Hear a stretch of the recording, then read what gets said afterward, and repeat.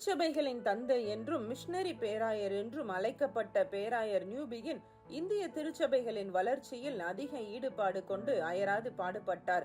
அந்நாட்களில் மதுரை, ராமநாதபுரம் திருமண்டலத்தில் சுமார் 700 சிறிய திருச்சபைகள் இருந்தன.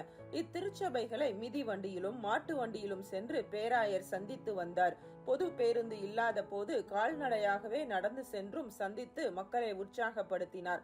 பன்முகம் கொண்ட சமூகத்தினரிடம் திருச்சபை மக்கள் தங்கள் சாட்சியை காத்து கொள்ள வேண்டும் என வலியுறுத்தினார்.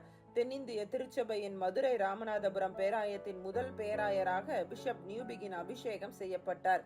பேராயராக அபிஷேகம் செய்யப்பட்ட பின்பும் திருச்சபை வளர்ச்சி பணிகள் மட்டுமல்லாது சமுதாய பணிகளிலும் ஈடுபட்டார். வீரம்பலில் நடந்த இனக்கலவரம், தாராபுரத்தில் தீண்டத்தகாதவர்கள் என்று சொல்லப்பட்ட மக்களிடையே நடந்த போராட்டம், வேதாரண்யத்தில் வீசிய புயல் போன்று சமூகத்தின் அனைத்து பிரச்சனைகளிலும் பேராயரின் பங்கு இன்றியமையாததாக இருந்தது. இதனால் பலர் இயேசு கிறிஸ்துவை ஏற்றுக்கொண்டு ஞானஸ்தானம் பெற்று திருச்சபைகளில் இணைந்தனர். தேவ பணியை எவ்விதத்திலும் செய்ய பேராயர் நியூபிகின் ஆயத்தமாக இருந்தார். தமிழகத்தில் இன்று திருச்சபைகள் தொய்வில்லாது செயல்பட்டு வருவதற்கு இவர் முக்கிய காரணமாக இருந்தார். இன்று நாம் சமுதாயத்தில் எப்படிப்பட்ட தாக்கத்தை உருவாக்கி கொண்டிருக்கிறோம்?